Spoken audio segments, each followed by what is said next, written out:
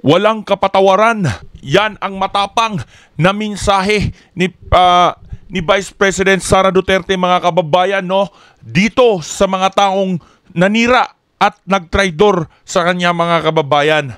Kumusta kayo dyan? Welcome back sa News Info PH. At yun na nga, mga kababayan, no, ayon kay VP Sara, mga kababayan, ay ang Pasko ay panahon ng pagpapatawad, mga kababayan, pero hindi umano siya magpapatawad sa mga trumaydor at mga nanira sa kanya, mga kababayan. So panoorin natin itong kanyang sinabi at kayo na ang humusga. Ng pagpapatawad, pagmamahalan at pagbibigay. Pero po ako, hindi po talaga ako magpapatawad. Hindi siya magpapatawad, mga kababayan, no?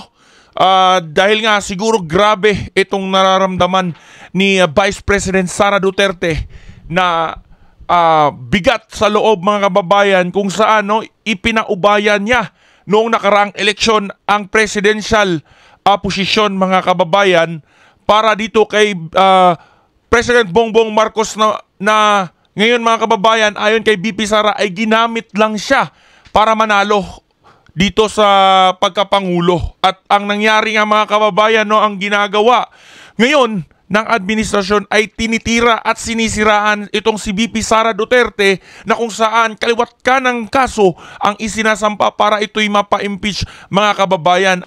Pusong bato na ata si Vice President Sara Duterte na ayaw daw magpatawad. Sinabi niya yan sa Thanksgiving party kagabi ng Office of the Vice President. Sa Thanksgiving ng Office of the Vice President pala ito ginawa, ito sinabi ni VP Sara Duterte, mga kababayan. Alala pa niya sa publiko maging wais sa eleksyon. Hindi po dahil galing yan sa pamilya ng mga politiko ay automatic ang boto ninyo. Kailangan po suriin ninyo ng mabuti. Meron suriin pa ito talaga siyang kakayahan maliban sa apelido na ibinigay sa kanya ng Diyos nung siya ay ipinanganak. Ang mga patutsadang niya ni VP Sara ay sa gitna ng paghahain sa Kamara ng ikalawang reklamong impeachment laban sa kanya. Impeach Sara now! Ito ang mga swain, mga kababayan, ng congressman at mga iba pang mga anti-Duterte, no? Nagsanib puwersa sila, mga kababayan, Dilawan, Marcos supporters at iba't iba pang mga bayaran na politiko, mga kababayan, no? Nagsanib puwersa sila para pabagsakin dahil alam nilang grabe, napaka-solid ng suporta ng taong bayan, kaya ng taong bayan dito sa mga Duterte, kaya sila nagsanib puwersa, mga kababayan, para siraan at yun nga, alisin sa politika itong mga Duterte. Complainants mula sa grupong Bagong Alyansang Makabayan ang pumirma sa reklamo. Betrayal of public trust lang ang ginamit nilang ground for impeachment, habang sa tatlong dahilan naman sa sentro ang kanilang reklamo.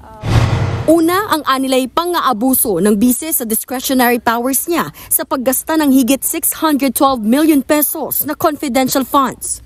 Ikalawa, pinagtaksilan daw ni VP Sara ang tiwala ng publiko dahil sa kawalan ng transparency at accountability sa pondo. Pinagtaksilan ba, mga kababayan?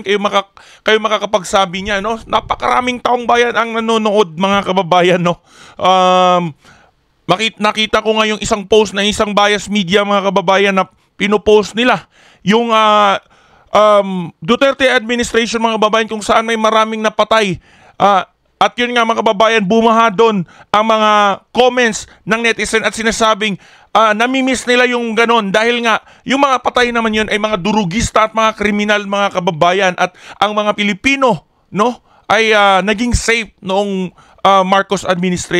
noong Duterte administration, mga kababayan. Agree ba kayo dito, mga kababayan, na mas safe nga noong Duterte administration, mga kababayan, kung saan may drug war na ginagawa itong si dating Pangulong President Duterte? Pangatlo, ang pagpapabaya sa official duty niya sa pamamagitan ng pagmamatigas na sumalang sa mga pagdinig ng Kongreso. Merong tiwala ang publiko sa'yo, tinaksilan mo yon, and that is for us one of the highest, if not the highest. Sino nga ang publiko ang sinasabi mo dito? Dahil ang mga Pilipino ngayon ay galit na no? Hindi na nagustuhan ang ginagawa, no? Wala na nga silang nagawa sa administrasyon na ito, mga kababayan, no? Wala nga silang mga improvement at pagbabagong ginagawa, no? Nanumbalik na nga yung mga durugista, mga kriminal. No, dahil nga pabaya ang ating administrasyon ngayon. Treachery ng isang public official. Gaya ng unang impeachment complaint, sasalang muna sa komite ang ikalawang reklamo bago. Ayan, kung mapapansin nyo, mga kababayan, yung mga natira, yung mga sangkot sa mga krimen, no? Kung napapansin nyo, mga kababayan, kung sino yung mga nagsasampa ng kaso, mga kabayan Black, sila Renato Reyes, sila Laila de Lima, at kung sino-sino pang mga wala namang ambag. At yang mga yan, mga kababayan, kilala naman natin yan. Every administration, mga kababayan, no, tinitira talaga nila ang mga umuupo. At ngayon nagsanib puwersa sila dahil alam nila kung gaano kalakas ang mga Duterte, mga kababayan. Bago pagbotohan sa plenaryo, panawagan ng grupong Makabayan sa mga mambabatas. Umaapila kami sa mga miyembro ng mababang kapulungan na bumoto ayon sa kanilang konsyensya, hindi ayon sa kanilang partido. Ang tatlong kongresista ng Makabayan Bloc ang nag-endorso sa ikalawang impeachment complaint laban kay Vice President Sara Duterte. Umaasa ang Nagain grupo pa sila ng ikalawang impeachment complaint. Ang Kamara titignang mabuti ng mga kapwa mambabatas ang kanilang argumento at hindi makikinig sa dikta ng sinuman. Naku po, hindi daw makikinig sa dikta ng ninuman, mga kababayan. Agree ba kayo dito?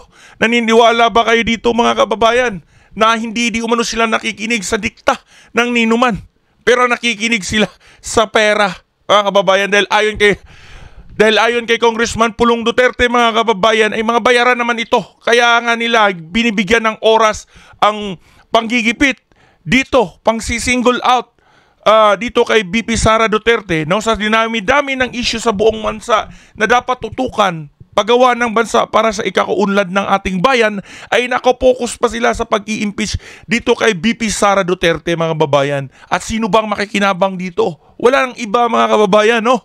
Kundi ang mga kalapit o kaalyado ni President Bongbong Marcos.